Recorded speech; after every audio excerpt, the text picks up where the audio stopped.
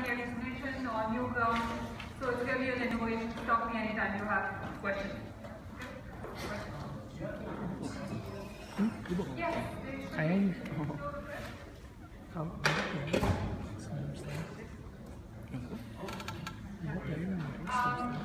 Any other questions? Okay, so logistics, the test like last time is closed book, closed notes. You get 2 double-sided cheat sheets that have to be handwritten. No cut pasting of figures or typing in marks, please. We will start on time plus any settling in time, so do try to come in early and be settled because we don't need to delay everyone if we're not settled at the time we're supposed to start. No calculators, no electronic devices, laptops, you shouldn't need anything. There's no complex calculations of the exam. So what to expect? This is tentative since most of the questions are still in flux, but similar to the midterm in both style and length, it's going to be about 50 to 75% longer because we have a lot more time. And in terms of the questions, expect a similar format to the midterm. The question 1 is multiple choice, but again it will range from easiest to hardest. The second question will be design questions, kind of design scenarios we had on the midterm where we give you a strawman design or a strawman problem and you're expected to analyze the design options we give you and tell you which ones make sense and which ones don't. We'll have a longer set, more of these than we did on the midterm. And in particular, I expect these to cover some of the newer topics like data centers, software-defined networking, and so on. Okay? And then from there on, question 3 onwards are the more traditional problem solving. Again, similar to midterm. In each case, they're going to be ranked from easiest to hardest. And the design questions are the most open-ended, so if you find you're spending far too much time on that, fix yourself accordingly, you have to come back. Other guidelines, the test is going to be based on material from the lecture and from section. The textbook, only use the textbook to better understand the material that we covered in lecture. But if there's a topic that is in the textbook that was not covered in lecture, it's not going to be on the exam. More emphasis on the post-midterm material, but don't assume that that means you can ignore things like BGP, link state routing, distance vector. That's the foundation you really need for everything going forward. So when we ask you, for example, to evaluate a new software-defined networking design, you might have to compare or contrast that to BGP or distance vector or link state. So you really do need to know the entire semester's worth of material. Be prepared for, as before, weight design options outside of the context that we studied them in. So for example, if I propose using BGP in a data center context, you have only studied BGP in the context of ISPs and the wide area. You should be willing and able to extrapolate to the data center. Contemplate new designs we haven't talked about. For example, you're building an ultra-mile style content delivery network based on BGP instead of TCP. Or also consider the entire complete picture. So for example, I tell you, I have a persistent TCP connection that's doing a download when my switch fails. You have to understand that if switch failing, what does that mean to the routing algorithm? Could I have packet drops? Could I have packet reordering? If I have reordering or drops or loops, what happens to my transport protocol? My transport protocol reacts badly, what happens to my application protocol? What happens to HTTP and so on? Okay? If you're not sure, put down your assumptions. This is especially true for the multiple choice and design questions. If you pick the correct multiple choice selection and your explanation is wrong, you don't lose points. If you pick the wrong one and you have an explanation that helps out, you can only gain points. So you never lose by explaining your assumptions. Put them in, it helps us understand how you understood the question. So from here, the plan of action, I'm going to walk through what I expect you to do, enumerating key topics and what's important for each. I'm not going to review material that was covered in the midterm. Look at the midterm review for that. I wouldn't be saying anything new. Just because I didn't cover it in the review today does not mean it's not going to be on the final. It might well be. But if I do cover it today, that means we all think it's important. Expect to see some form of this topic on the final exam. Okay?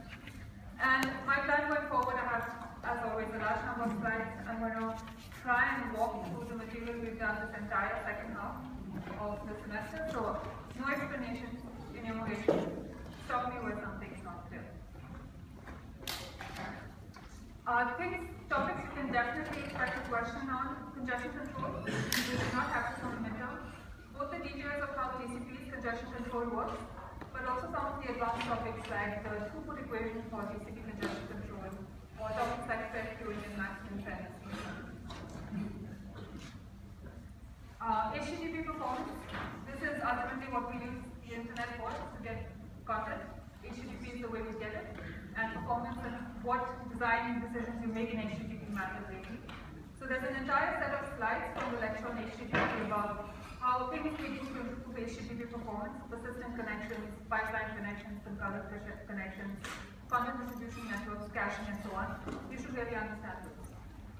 End-to-end operation, we did a set of slides in this class where we walked through how, starting from you click on a link, trying to get to google.com in your talk, exactly what steps involved, how you get to the HTTP server, your DNS server, and then finally Google's web server. You should understand the sequence of messages involved. There's going to be a question on that as well. Wireless, for sure, Ethernet spanning tree, and the self-learning mechanisms, and data centers. For the estimate operation, like the slide will actually show the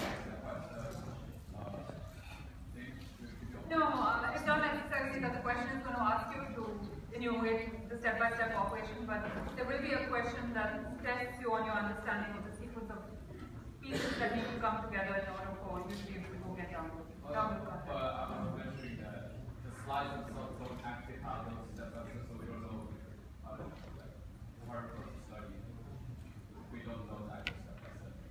Because I remember the lecture, there was an example you did step-by-step, but it's not in the lecture slides. I will double check. I know there's a pre-lecture version which didn't have the answer because I asked you to solve it in class. But I should have posted or intended to post the version with the answers after the lecture. I believe I did. I will double check. If not, I will post the updated version. Any other questions?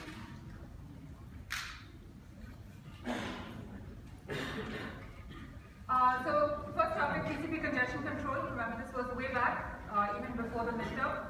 Why do we have TCP congestion control? Simply because you don't want a sender to overload the network. But at the same time, you have some available capacity. You would want senders to be able to use that capacity to improve their downloads. However, a single sender cannot just hog the entire available capacity, so you have to worry about how you share this capacity across senders.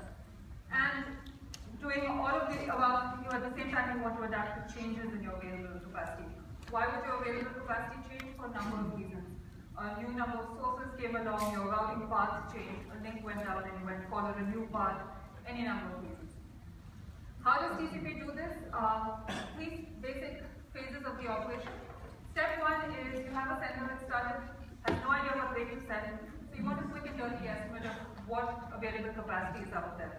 For this you use slow start. And then after that you have a mechanism by which you adapt changes in the available capacity.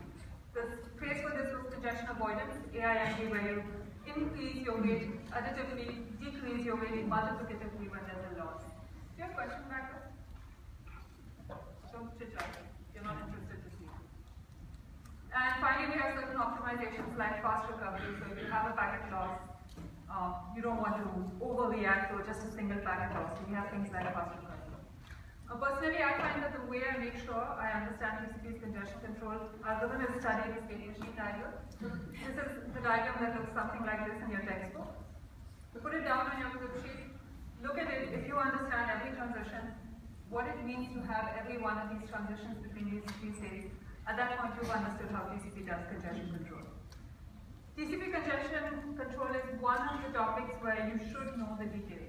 You should actually be able to work through an example that tells you which packet gets retransmitted, which one gets lost, which one gets dropped, and so on, which acts get sent where. So make sure you understand exactly how TCP congestion control works. So how it works, three phases as I mentioned. Slow start. Why do we have slow start? To discover the available bandwidth when you had no idea. So this is from clean slate or clean start. How do you do this? You exponentially increase your congestion window at every round trip time. So you start with a low value, and every round trip time you double your congestion window. The mechanism by which you do this exponential increase is that every time you get an act, you increase your congestion window by 1. Don't let this confuse you. You have a linear increase, so plus 1 for every act, which means in one round trip time, your congestion window is going to double in size. The reason is in one round trip time, you have a congestion window worth of packets and hence acts outstanding. So if you do +1 for every act, you double your congestion window. Congestion avoidance. Why do we have congestion avoidance? Because you want to adapt to variations in the available bandwidth. How do you do this? Additive increase, multiplicative decrease, or AIMD. Again, the goal is within one round trip time, you want to increase your congestion window by 1. This is an additive increase. The mechanism by which you do it is for every act, you increase your congestion window by 1 over the congestion window. And why do we do AIMD? For fairness. If you remember, we had these plots which looked at for various two senders, would you converge to both efficiency and fairness? And we looked at schemes like AIAD, MIMD, MIAD, and we said the only one that converges to both efficiency and fairness is AIMD. This is why TCP uses AIMD. And then finally, fast recovery. The goal of fast recovery was to keep packets in flight even if you had an isolated loss. So this is, let's say I sent 10 packets, only one of them got dropped. You want to make sure that you keep sending packets, you don't completely slow down your rate. Why is this important? Because in TCP, you grow your congestion window only when you receive an acknowledgement. If you're not sending packets, you're not going to receive acknowledgements. And so when you have only one loss, you try to keep sending packets. Fast recovery is a set of rules that allow you to get this effect.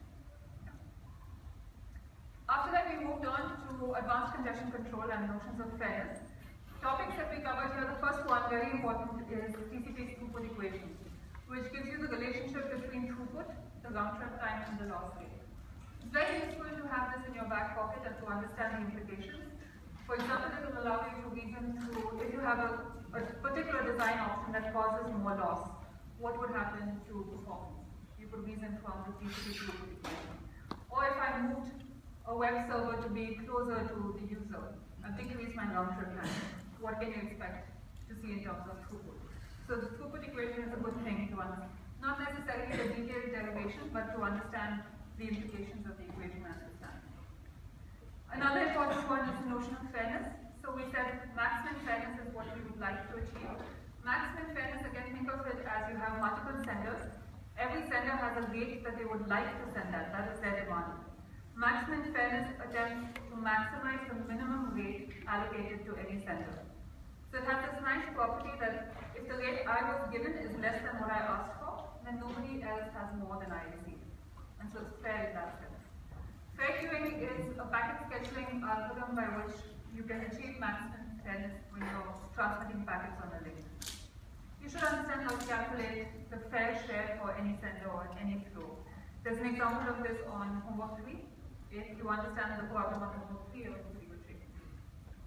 You should know the pros and cons of fair queuing as a technique for congestion control relative to TCP's congestion control. It's more complex in the routers, but it provides better isolation. It's more robust to cheating. And then finally, the last topic we talked about on congestion control was router-assisted congestion control, where this is a completely different approach to congestion control, where we said, instead of just having the TCP sender try and figure out what rate it should send at with no assistance from the network, instead the routers are sitting there with perfect visibility into exactly how much congestion there is, and they can communicate some information back to the routers, sorry, to the end host. So the pros, you have more accurate information coming directly from the network. The cons, more complexity in routers. So you should understand this trade-off.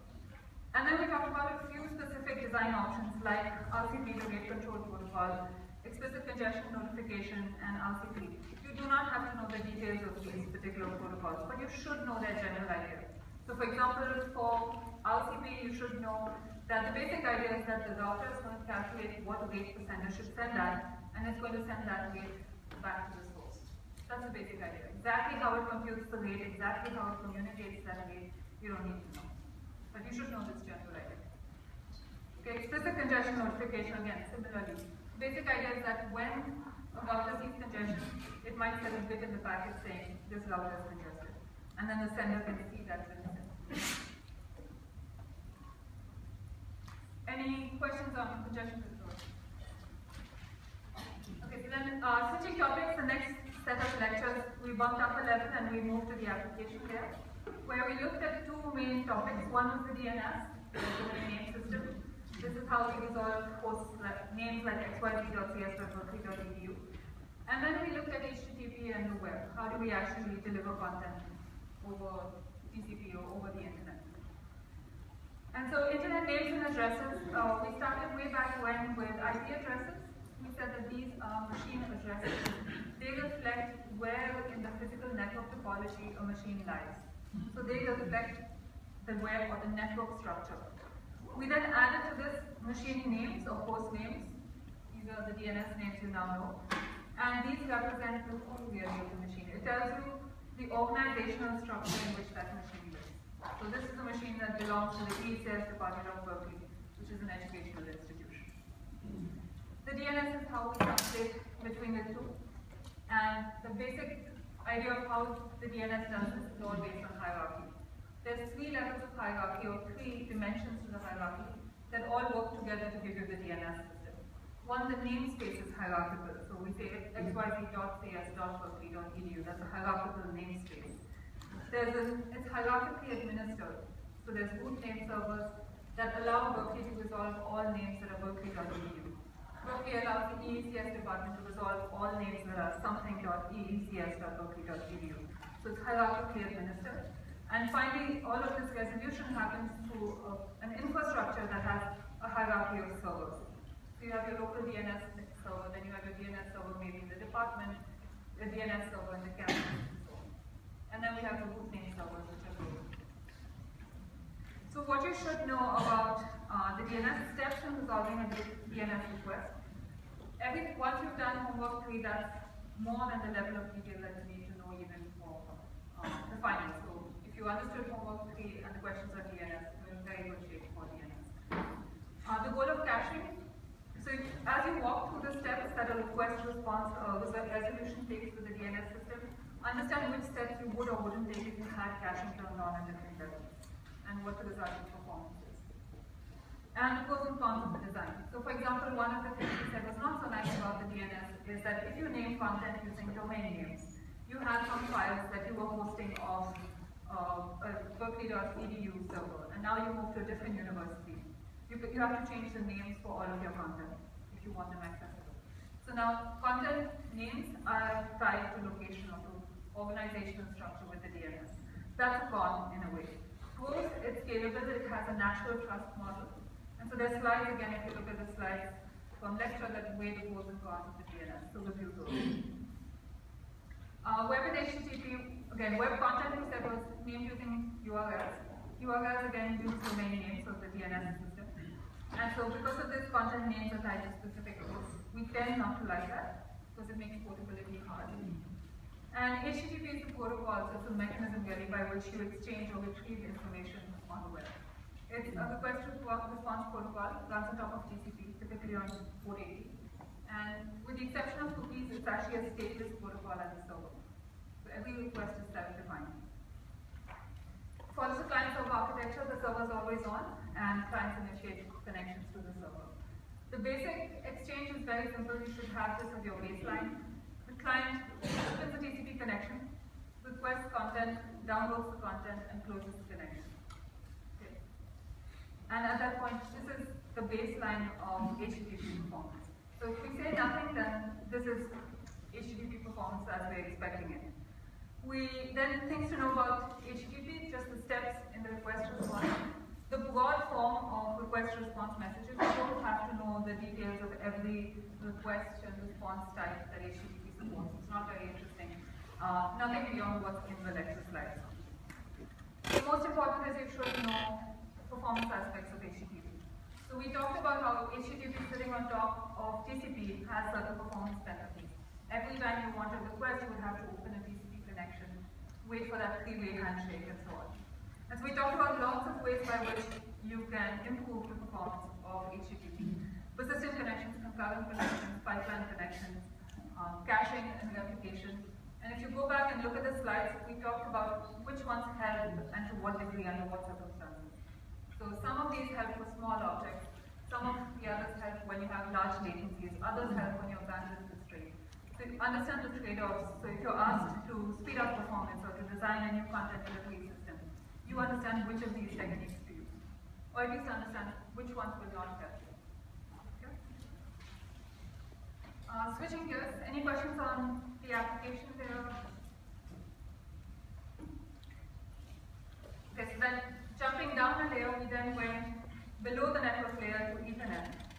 And we started with broadcast Ethernet, which doesn't really exist anymore, but is the original Ethernet. And it's interesting because it has certain canonical properties of a broadcast medium, that even though broadcast Ethernet per se doesn't exist, it's useful to understand the constraints that come with the broadcast medium. So traditionally, Ethernet was broadcast, you had one wire, people plugged into that wire, when you transmitted on that wire, everyone would hear. Okay? So it's shared as opposed to dedicated. Typically, when you put a dedicated point-to-point link, only the two ends of the link can communicate on that link. So what happens when you have a broadcast medium is basically multiple nodes can speak at once. If we all speak together, garbage comes out. So you can't have any useful communication. And so the crux of it is you need an algorithm by which you can figure out which node gets to talk at what point in time. That is, which node gets to access the medium. Okay, this is our medium access protocol, or MAC protocol. So old Ethernet used random access protocols. The contrast is as opposed to partitioning your medium explicitly. So the contrast to random access would have been to say, we're going to divide time into fixed time slots. And you get to send in this time slot, this other node gets to send in this time slot. That's not what old Ethernet is. So this concept of random access protocols underlies wireless as well, so you should understand random access protocols. The basic idea is when a node has a packet to send, it has the option of sending at any time. And it can send at the full line rate. Okay, the contrast here is again waiting for your turn to send. That's not what Ethernet is. Two or more nodes to send at the same time have collisions, and so the goal is to avoid these collisions. All the protocols are basically trying to address the question, which is how you detect and avoid collisions, and once you have a collision, how do you recover from it. Okay, so the key idea is random access, and again, these are concepts that are true for wireless as well as broadcast Ethernet. So you should know these concepts. What is carrier sense? The intuition? You listen. If someone's speaking, you know. That's carrier sense. Collision detection. You listen again. If what you're hearing is the same as what you sent, then this is good data. There's been no collision. If what you're hearing is garbled, then there was a collision. Collision avoidance is sometimes you can't actually do collision detection, as we'll get to in a minute. So in that case, rather than listening to where the collision happened, what you do is you wait for an explicit act from the receiver telling you, I can hear you, you're good to go now, you can start sending. That's collision avoidance. And finally, randomness. If we collide, you have to decide when to retry. If everyone tries again at exactly the same time, we're going to collide again. And so we introduce randomness so that you wait some random time before you try again, so we don't all synchronize and try again. Okay, so the key concept is carrier sending. Carrier sensing, you listen before you speak. Collision detection, if you hear somebody else speak, you stop speaking. Collision avoidance, you wait for someone to tell you you can speak. And randomness is when somebody told you not to speak, you wait a random time before you try again. So broadcast Ethernet uses a combination of these called CSMA-CD, which is carrier sense of collision detection. Things to know, why CSMA alone does not eliminate all collisions. Right? So if all of us are listening and we hear nothing, why is that not good enough to avoid collisions completely? Reason is just because of propagation delay. If I sense the medium shortly after you started speaking, it takes some time for your signal to travel to me and for me to hear that you were speaking at the same time. And so even though at the time I sense the medium, I don't hear anything, I would end up having a collision. Why collision detection is easy in a wired or broadcast Ethernet context, but not doable in a wireless context, is that in a wireless context, your transmit power is much higher than the receive power, so you cannot actually hear as you're transmitting. So in broadcast Ethernet, you could hear that there was a collision, and wireless, you cannot hear that there was a collision. This is why broadcast Ethernet uses CSMA with collision detection, while wireless uses CSMA with collision avoidance. And finally, Scott walked you through a derivation that showed you that collision detection, the ability to detect a collision, imposes a bound on the maximum length of the wire and the maximum transmission time. I have to keep transmitting until I'm sure that I've been transmitting long enough so that if there was a collision, I would have heard it. and this puts some limits on the length of the frame and the length of the wire. This last constraint, together with the complexity of CSMA CD, leads to switched Ethernet. So switched Ethernet has none of the problems of CSMA CD or broadcast Ethernet. It's what you'd expect, point-to-point dedicated links between pairs of nodes. Why do we do switched Ethernet? It's concurrent communication, so two pairs of hosts can simultaneously talk to each other. No collision, so there's no CSMA CD, and there's no constraints on link length. So none of the complexity that comes with media access. So what you should know about switched Ethernet, so switched Ethernet is more important than broadcast Ethernet. Know the Ethernet frame format, Ethernet addressing. Understand the concept of framing and framing bits, the sentinel bits we talked about. You don't have to know the actual protocol, but just understand why we need framing. And then why we need spanning tree and self-learning, how these work, so both spanning tree and self-learning. The goal of soft state in making spanning tree robust in the protocol, and the goal of caching and how self-learning works. Again, this you should understand with the help of the work. Okay. So again, switched Ethernet is one of the topics where you should understand the how as well as the why. And you should be able to compare and contrast between Ethernet and IP addressing. So for example, Ethernet has flat addresses. You move your machine, your Ethernet address goes with you. IP addresses, the address represents your location. You move from your home to campus, your IP address changes. So what are the differences between Ethernet and IP in terms of addressing and routing? So we talked about the implications of these differences in terms of scalability, plug and play, portability, and so on. So in terms of how switched Ethernet works, two pieces that you should understand in depth. One is how you build a spanning tree.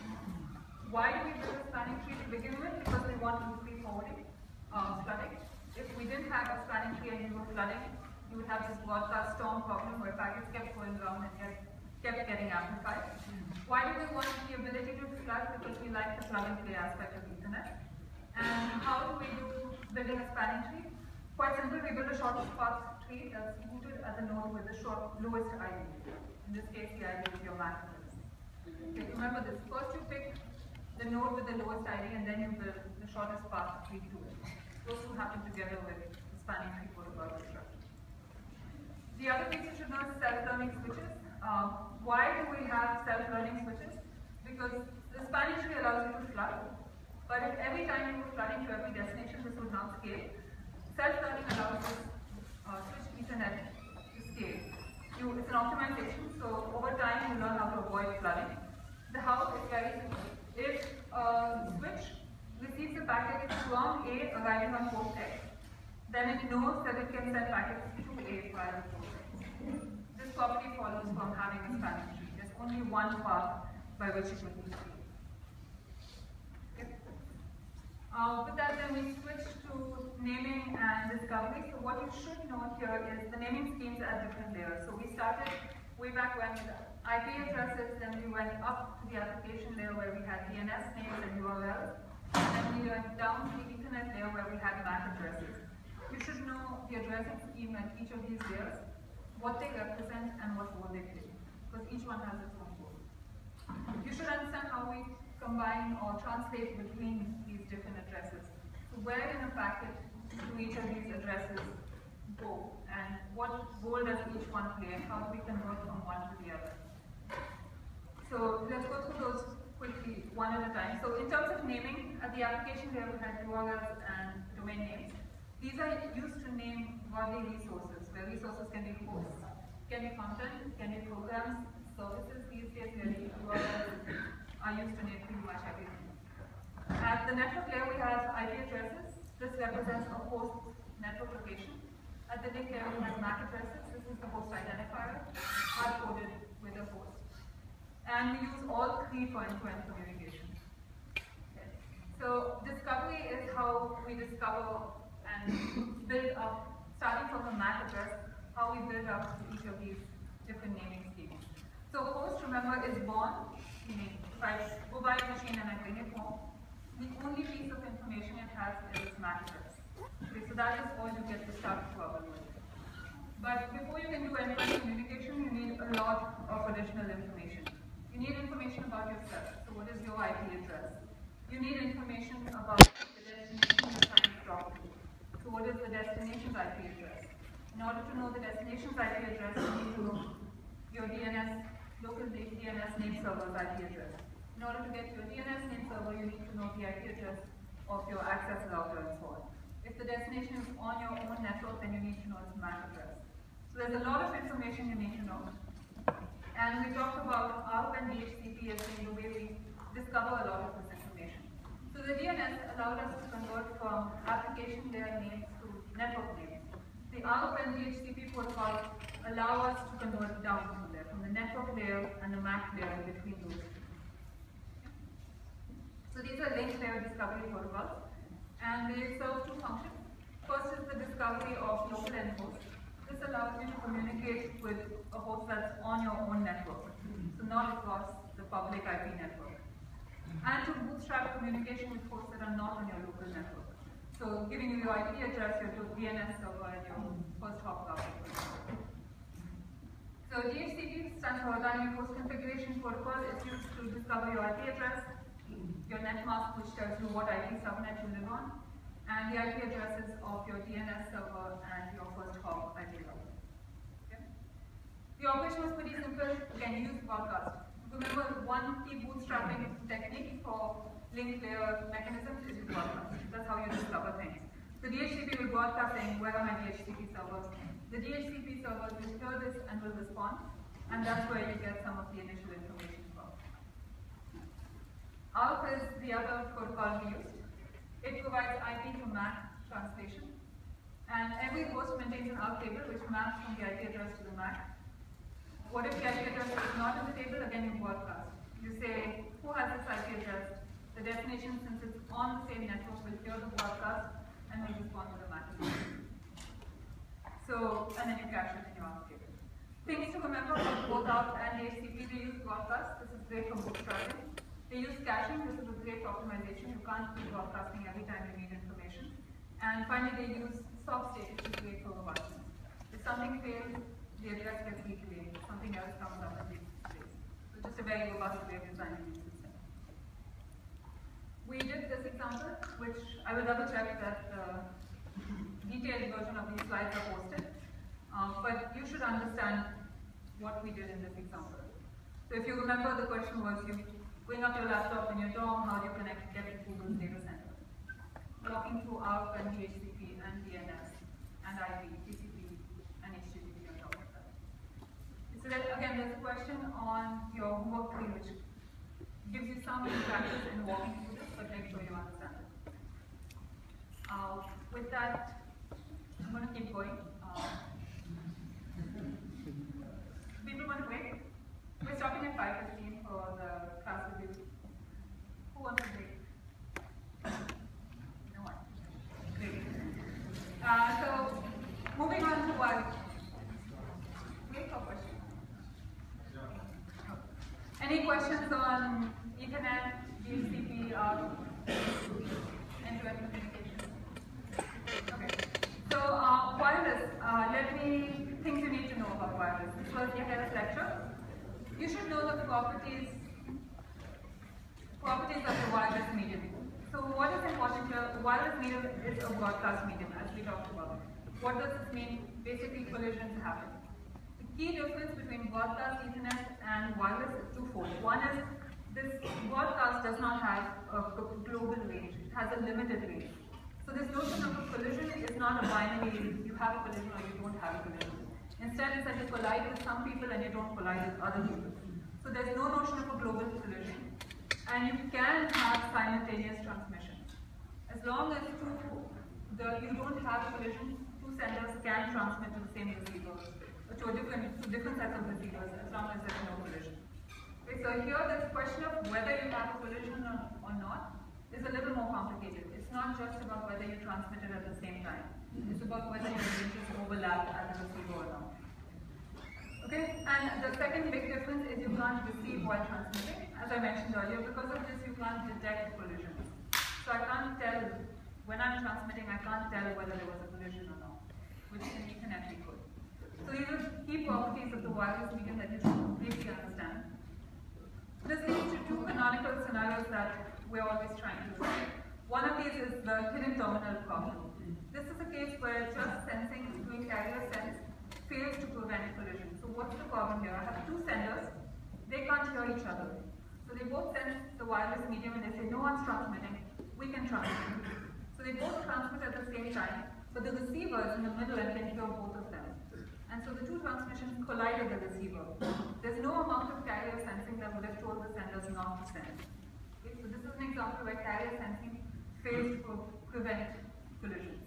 The other example is almost the inverse of this, which is the exposed terminal problem. What's the problem here is that two senders, one sender is sending, the other sender senses the carrier, it can hear the other sender, so sender A and sender B. A has been transmitting, B wants to transmit, so it senses the medium. B can hear A transmitting, and so B does not transmit. But it turns out that B was hoping to transmit to some receiver C that cannot hear A. And so actually B could have transmitted, and the receiver would have heard him just fine. But the sender chose not to transmit because it thought there would have been a collision. So this is a case where carrier sense needlessly limited communication. So two canonical scenarios that are hard to find solutions to: hidden terminal and exposed terminal. We talked about various techniques for collision avoidance. One of them was carrier sensing, which for reasons we've just seen is not perfect. The other one was this explicit request response, or request to send, clear to send. This is I explicitly ask, can I send? And the receiver says, yes you can send, or yes you can, or no you can't. And then back off, which is when you don't hear clear to send, or when you sense that the carrier is busy, how do you react? These are techniques. Any protocol will combine typically these techniques into one algorithm which determines when you can or can't. Okay, we're not going to ask you to know, you don't have to know the exact protocol. What do I mean by protocol? A protocol, for example, would be, I send a request to send. If I hear clear to send, I get to transmit. Or I did not send a request to send, but I heard somebody else is clear to send. Should you send or should you not send? That depends on the protocol rules. And different wireless protocols use these techniques in different combinations. You don't have to know any particular set of protocol rules. We will give you the set of protocol rules and the topology. You have to analyze that to understand what communication can or cannot happen. If it's not very clear what I mean by we give you the protocol rules, you do the analysis, take a look at question 7 on worksheet. Okay, that's an example where we give you the protocol rules. You have to tell us who can or cannot communicate. Things we don't expect you to know are any mathematical understanding of wireless signals. So, for example, Yagel mentioned that we always draw radio range as this very nice circle. In reality, there is no radio range in the world that has this nice, perfect circle around the transmitter. Instead, it's a very complicated function. You don't have to know what that complicated function is. Nice circles, that's all we're going to go with. You also, as I mentioned, don't have to know the details of specific wireless protocols. We'll give you the wireless. Data centers, lectures 20 and 21. What you should know about data centers, how and why data center networks are different from the wide area in terms of workload, goals, characteristics, design options, and so on. This was pretty much what we talked about the entire first lecture on data centers. How traditional solutions fare in this environment. So we talked, for example, about why IP or Ethernet may not scale, things that TCP would do badly in this environment. Understand fat-free data center networks, why they're fat, both physically and also why we need to have this kind of topology. And I'll get to this in a minute. And a high-level understanding of the new transport protocols we discussed in the second lecture, DC, TCP, and Fabric. We mostly want you to understand why we need new transport protocols and the key idea that these are based on, but not the details of how it works. So I'm going to tell you exactly what you need to know about DC, TCP, and Fabric in the slides to come. If you understand what's summarized here in the review, that's as much as you need to know. So quickly, in typical data center architecture, you have racks in a data center. Each rack has a large number of servers. These could be 40 or 50 servers. The servers connect to a top-of-rack switch, and then the top-of-rack switches connect to this aggregation fabric, which connects to the external public internet. Okay. So we talked about the data center traffic workload and why it's different. And we called out three differences. One is this notion of north-south traffic. This is you send in, for example, a search query to Google's data center. So it's a request that comes in from the outside world. It generates this partition aggregate set of parallel requests and responses that get aggregated back and sent back to the user.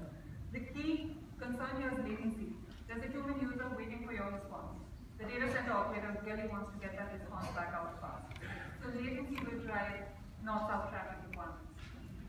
East-west traffic, this is traffic between servers in the data center. We talked about MapReduce. All these reduced tasks are pulling content from all of the map tasks, so you have any-to-any communication pattern between servers in the data center. So this is highly throughput sensitive, and it's between the internal communication between servers in the data center. And finally, we talk about elephants and mice, that if you look at flows in the data center, they always have this elephant-mice pattern, where you have a small number of very, very large flows, and then a large number of very, very small flows. This seems to be a universal rule of communication. So most bytes, if you look at the number of bytes crossing a data center network, most bytes are in the elephant flows, but most flows are mice flows. Yeah, so just keep that distinction in your mind, because it's a way by which you can optimize performance in the data center. Characteristics of the data center is that they're very large scale, but in contrast to wide area or ISP networks, they have limited geographic scope, limited heterogeneity, and most importantly, they have these design options that you can now consider because you have new forms of design freedom. You have a single administrative domain. You control both the network and the endpoints, unlike ISPs who don't control what you do on your, what applications you run on your laptop at home. You control where the source and sink of traffic is. So you schedule a job on Amazon EC2 or Google's data center. When you schedule a job, you decide which server is going to run on. And because of that, you decide how the traffic pattern in your data center is going to look like. Okay? And lower concerns compared to what we've talked about in the past, interoperability or backward compatibility. If you decide to completely violate TCP friendliness, that's fine. You have to live with the consequences of what you do. So very different constraints in the data center. Factory topologies, we've spent a fair amount of time on this. What is a factory topology, or what are we trying to achieve with it, is a scale-up approach to building what we call a high bisection bandwidth network. What was a high bisection bandwidth network? We said this idea that if I had to partition my servers into two halves, I want to have a lot of bandwidth between the servers in the two halves. This means I want to have a high bisection bandwidth. This is just jargon for lots of communication between, lots of bandwidth between servers. Why do we want high bisection bandwidth? Going back to this high east-west traffic, lots of communication between servers, you need a lot of bandwidth between servers. And traditional tree topologies, if you had to scale them up to give you that high bandwidth, would be very expensive. Because the links at the very top of this tree-based topology would have like terabit per second links. So it would be very expensive to scale up. So loosely, what is a factory? Just you want a rough idea, is that take some of the links on the switch. Instead of in a typical tree, you take most of your links go down the tree and you have one link going up. Now take a large number of your links and point them back up. So more formally, this gives you a topology that looks something like this. The key properties to remember here is that each switch has exactly the same type of link bandwidth. So if my server wants 10 gig links, every one of these links is a 10 gig link. And the other is that every switch has a relatively small number of links or hosts. So no one can build a server cheap commodity switches. No one's asking you to build this Ferrari of a switch that has 1 terabit per second link. So this is a scale-out approach that can be built with commodity technology, so it's low cost. We talked about routing and addressing on the factory. We actually walked through 3 design options. One was you extend distance vector link state.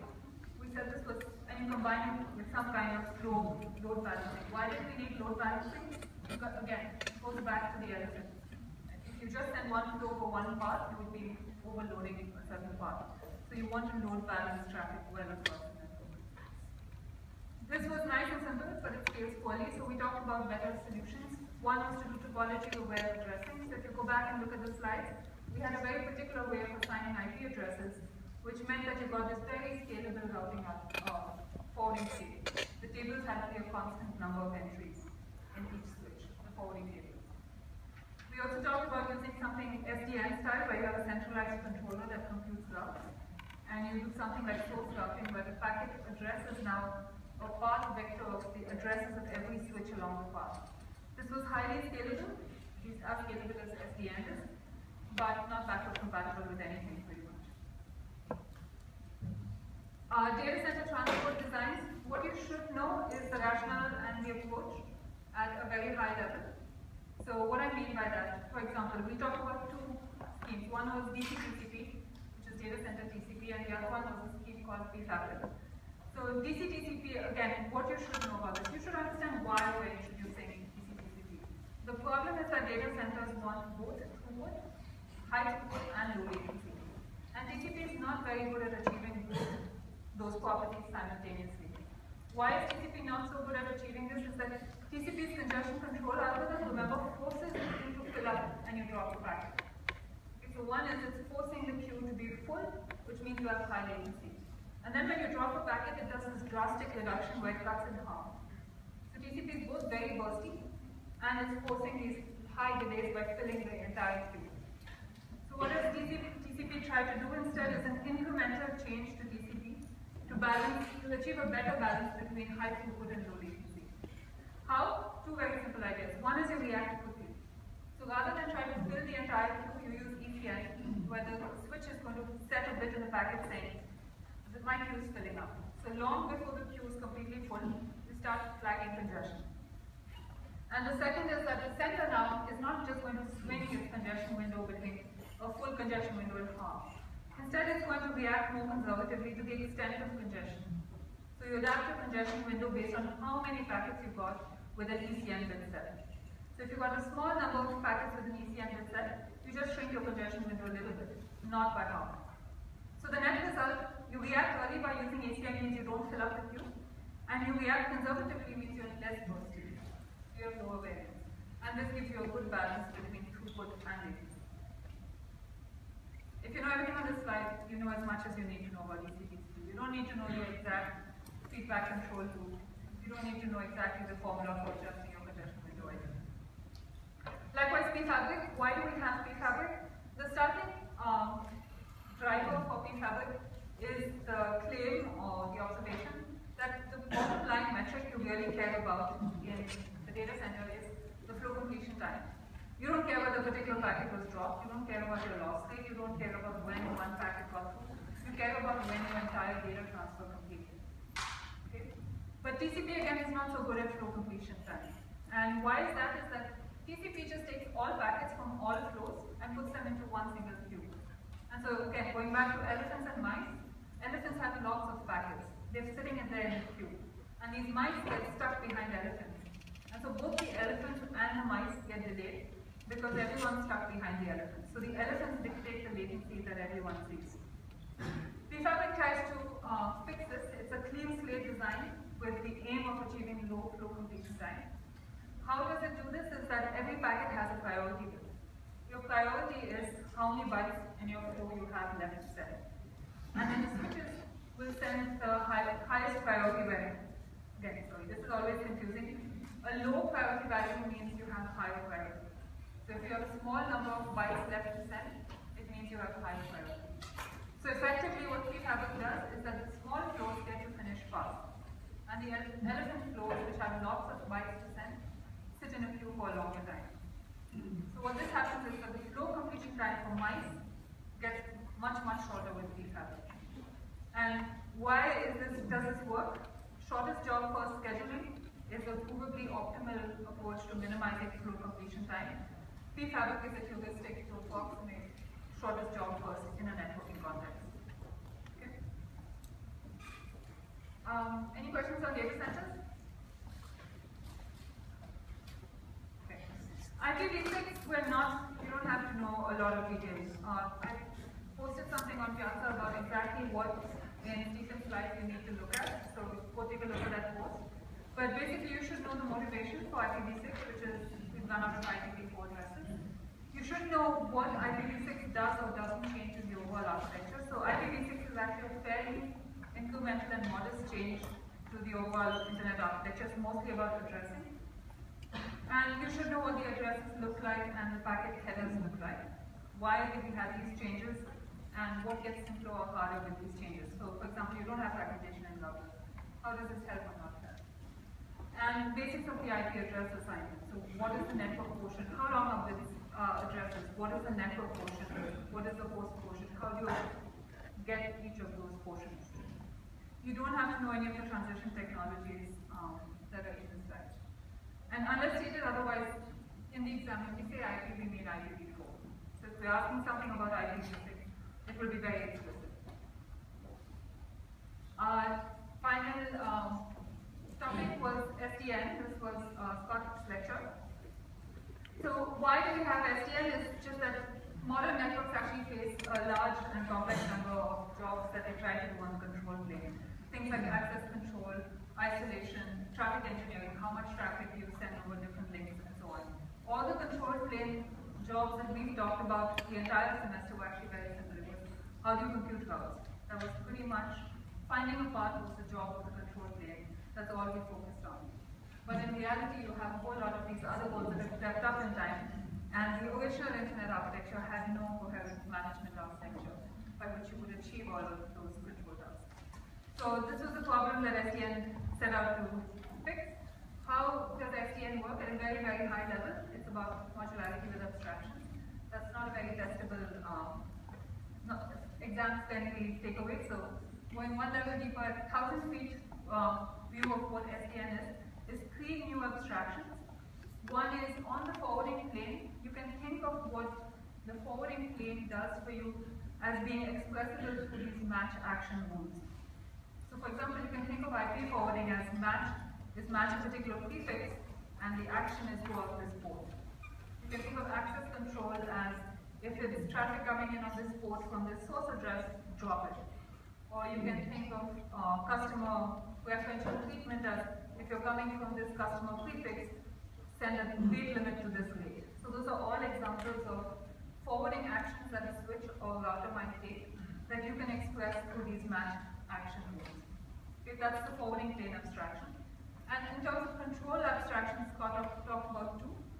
But the biggest change was this notion that there is one place in the network that gives you a global view of what the network looks like. This is a huge difference. All the control plane algorithms we've talked about, link state, distance vector, BGP, are all distributed protocols, where each router had its own view of what the network looked like and was operating based on this partial or imperfect view.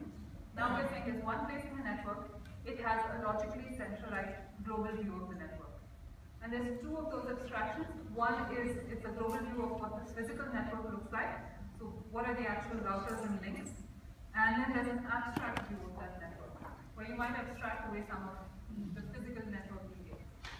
So for example, you might take a path that has 3 routers and say, well actually, I don't care about distinguishing between those 3 routers. I'm going to collapse it to be really one link. That's the distinction between a physical and a virtual view. Dropping down a level, 100-foot level of view of what SDN does. So this is now thinking in terms of the infrastructure and the nuts and bolts of how things work. Is you decouple the data plane and the control plane. So if you go back to the lecture where we talked about IP router design, we said that if you took an IP router, so this is a physical box, and you opened it up, there's a portion of that box that is doing data plane forwarding. This was the data plane. Packets come in, packets go out. And then there was a portion of that box that was running protocols like BGP or link state or distance vector. So this was the implementation within the router that was running your control plane. What SDN is telling us is let's decouple those 2 physically. So on the data plane, you still have those switches, and they're still implementing your forwarding, but they're not running BGP or ISIS or link state. Again, this is a particular sort of nuts and bolts view of SDN. So what the job of the switch is now in the SDN context is to implement and expose the forwarding abstraction. This is just the match action abstraction. Okay? And on the control plane now, you take all of that BGP implementation, the ISIS, routing protocols, access control, and you run it as an application on a set of physically different servers. So this is now just a software application running on a bunch of servers somewhere. And those servers implement the physical and abstract global network view. What they actually what does this application or software running on those servers look like? At the lowest layer, you have a network operating system. This queries the switches to construct a global view of what the physical network looks like. So you go and ask every switch, what is your IP address? How many interfaces do you have? What links do you have? What are your neighboring routers? And from that information, you construct one view of what the entire physical network looks like. That's your network operating system. Then you have a virtualization layer that's attached on top of the network operating system, and it translates between the physical and the abstract or virtual view of the network. And then finally, you have management application layers, management applications that sit on top of the virtualization layer, and they act on the virtual view of the network. So for example, your network operating system might construct the physical graph of the network, and an access control application might just say, any traffic coming in from this source prefix, drop it. You don't actually care which particular router dropped it, as long as some router in your network dropped it. So that would be a distinction between your virtual view of the network and the physical view. So what you should know about SDN from the point of view of the exam. The overall idea down to this 100-foot view. Okay? No details that are not in Scott's slides. There are a number of concepts that Scott refers to in his slides that you do not need to understand and know about. So VLANs, for example, traffic engineering, MPLS, access control lists. You don't actually need to know what these are in any detail. You also do not need to know the details of things like what goes into a network operating system, what does the overflow interface look like, and so on. So really just get the rationale for SDN, why it was introduced, and how it changes the game. This is a perfect time to put in a plug for the EECS colloquium on Wednesday. The speaker is Nick McEwen. Nick is actually a Berkeley grad. He's been a professor at Stanford now for, I think, 15, 20 years almost.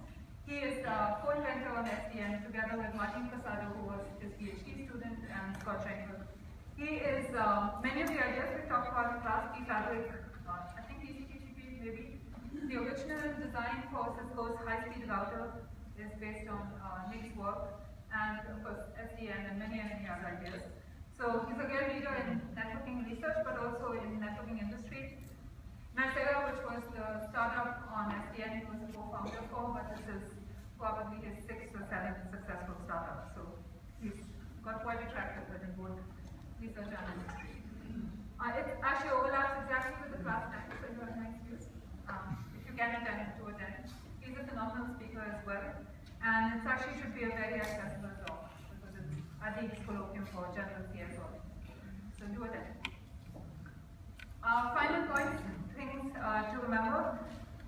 For advanced topics like router-assisted congestion control, SDN, TCP/IP, we're not going to ask you to come up with a design. So don't worry about you're going to have to design a transport protocol for the data center. What we are going to do is give you a design. You have to analyze. So in terms of logistics, expect to see those in the first 2 questions, Q1 and Q2. If you look over exams from previous years, don't let yourself be scared by 2 things. One is the 2 topics we didn't cover in the class. The main one is security, things that are in CS 161. So don't worry if you see topics on security. That's not there on the exam. We took it out in this semester. Also, the physical layer, we didn't talk about signal coding and things like that. So if you see questions on those topics, don't worry again. Not going to be on assignment for this class. On the other hand, we did cover certain advanced topics that have not been covered in the past, so data centers in particular and SDN. So we will have questions on those. You're not going to see them on past panels. And finally, we will have extra office hours, and I think Shomik and I will post material on review material on Piazza at some point, so keep an eye out for that. And with that, we're ending 5 minutes early, so the HTM review I really starts at 5:15. If you can hang out till then, that would be great.